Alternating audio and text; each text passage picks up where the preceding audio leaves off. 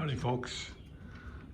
Today it's May 17, Tuesday of 2022. This is our railing that we had put on a couple of weeks ago. I have to make the caps, the Newell post caps. This is the end of the island. There's the island itself.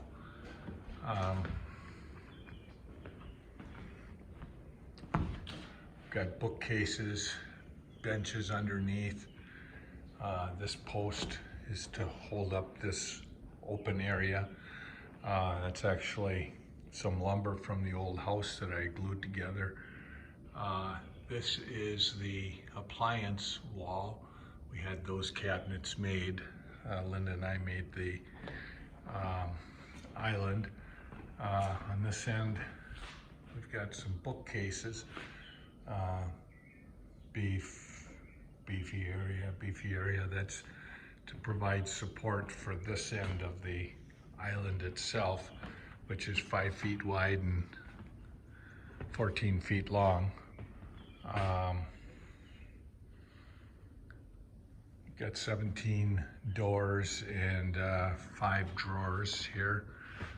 This is the lower portion of the cabinets. We go floor to ceiling. So we're real pleased with that.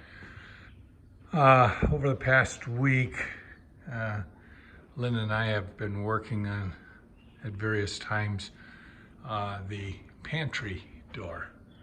And that's cherry. I had actually made that cherry door about probably 2.5 years ago, and it sat out in the garage.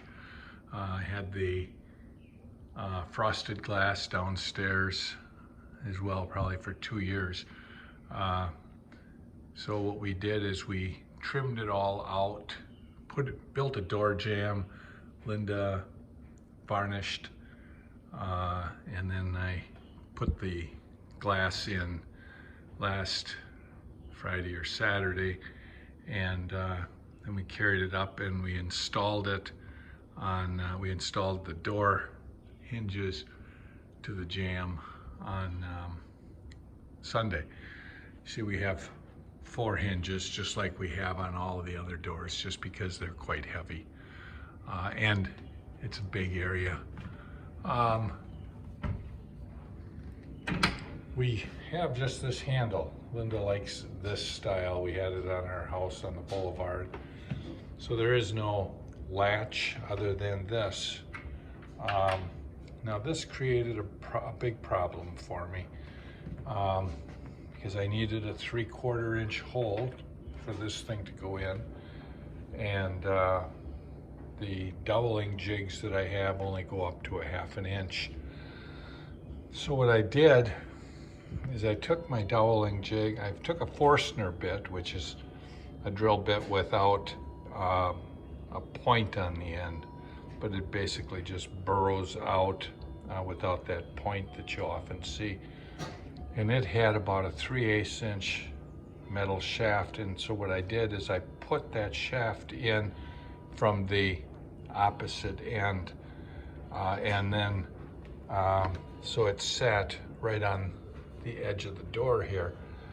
And then in order to keep that jig from not wobbling, I figured out how much of a piece of wood shim I needed to put in to keep the thing straight. And with that,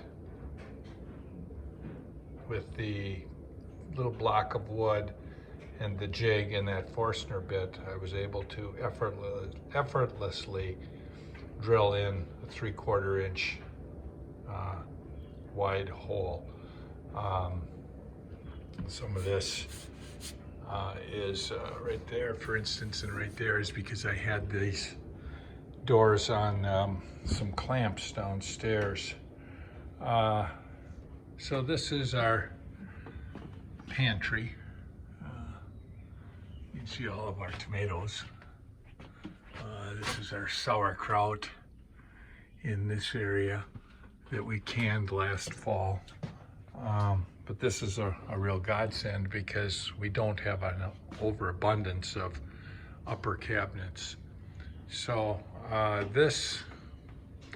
we've got some things, a couple of things to do as far as cleanup on this, but we're real happy that this part of it is done. It's another thing that I can knock off of the list.